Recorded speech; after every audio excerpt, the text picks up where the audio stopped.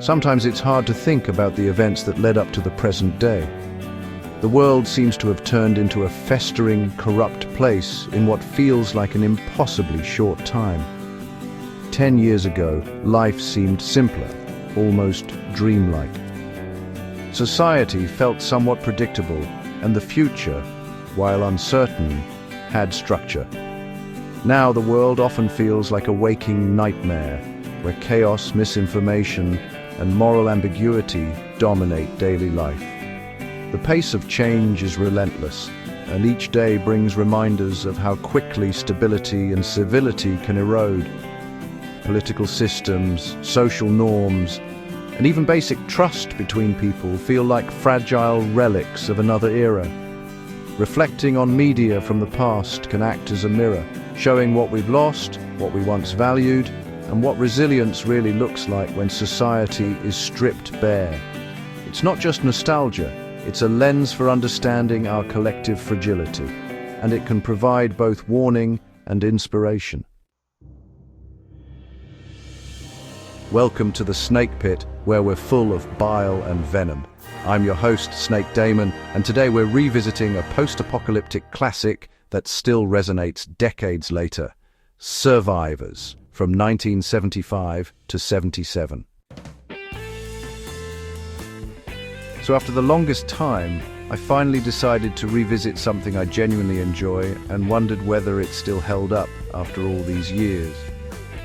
After all, it is a series in a genre I truly appreciate when done well. Post-apocalyptic storytelling that is grounded, character-driven, and thought-provoking. Survivors from 1975 to 77 is a perfect example of this. The series opens in a world ravaged by a mysterious pandemic, accidentally unleashed by an unnamed scientist. Civilization, as it was known, is gone. We experience this devastation primarily through the eyes of two women. Jenny Richards, a young woman naturally immune to the virus, and Abby Grant, a middle-class corporate wife who survived while tragically losing her husband. Their experiences highlight the randomness of survival and the profound emotional toll of a collapsed society. The series does not shy away from the brutal realities of this new world. As Jenny wanders through the countryside and Abby searches for her son Peter, viewers are introduced to a spectrum of other survivors, resourceful, flawed, and fascinating. Engineer Greg Preston, the cunning Welshman Tom Price, and children John Millen and Lizzie Willoughby are just a few of the characters who provide both hope and complexity. Together, the survivors converge at the Grange, transforming it into a functioning base. Here, the show shines by focusing on the painstaking, often frustrating process of relearning skills once taken for granted.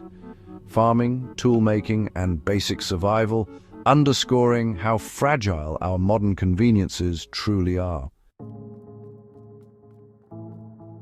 Series 2 and 3 expand the world in fascinating ways. Abby, driven by maternal instinct, resumes her search for her son, while the survivors contend with fires, tragic losses, and integration into another community, Whitecross, led by Charles Vaughan. As new characters like Pet Simpson, Dr. Ruth Anderson, and Hubert Goss join the ensemble, the narrative grows richer and more complex. The show captures the tentative reconstruction of society, federated communities, barter-based markets, and even the use of heritage steam railways hint at the slow rebirth of civilization. Personal arcs, searches for reunion, vengeance, and survival, intertwined seamlessly with these societal threads, giving the series a dual perspective that few modern post-apocalyptic shows achieve. Watching Survivors now, decades later, it becomes clear just how ahead of its time it really was. The series takes its time, allowing characters to breathe, relationships to develop, and moral dilemmas to unfold naturally. Modern post-apocalyptic media often prioritizes spectacle and constant action, leaving little room to explore things like character psychology or, the rebuilding of society. Here, tension builds slowly, but honestly, really effectively. And the stakes feel grounded because every choice has proper, tangible consequences. The show's post-apocalyptic mood is never overdone. It's subtle, terrifying, and above all, deeply human. Even the production limitations of mid-1970s BBC Television, oddly enough, work in its favor. The slower pace and deliberate storytelling actually enhance suspense, letting viewers really dwell on the stark realities of life after catastrophe. Episodes tend to focus on character interactions and small, meaningful choices, rather than just relying on constant visual stimulation. Some critics might argue that certain behaviors seem implausible by modern standards, or that the production values are dated. But this is part of the charm. It's a product of its era, and it succeeds because it respects the intelligence of its audience. Another strength of the series lies in its graphic and emotionally raw storytelling. Characters experience real grief, fear, and ethical quandaries, which makes the viewer constantly question what they would do in the same situation. The absence of one key Series 1 character in later seasons is handled reasonably well, though occasionally shoehorned back into the narrative. Minor plot inconsistencies exist, but they never overshadow the show's central mission, exploring human resilience, morality, and adaptation in a world stripped of modern comforts.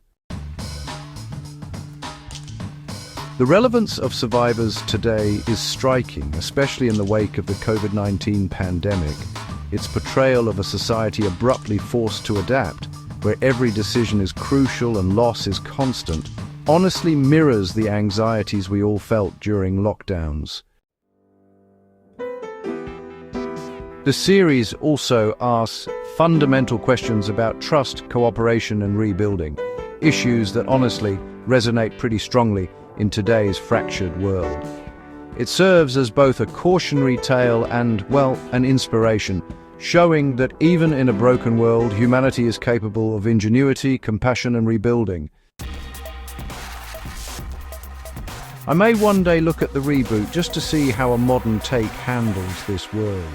But if it's anything like the recent Reboot, overstuffed, rushed, and stripped of the subtle character work that made the original compelling, it will likely be a hard watch.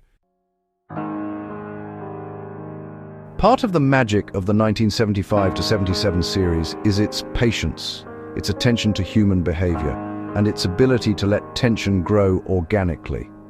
Modernized versions rarely capture that, and I suspect the reboot will suffer the same fate. For anyone with an appreciation for classic television, careful storytelling, and thought-provoking exploration of human nature, Survivors is essential viewing.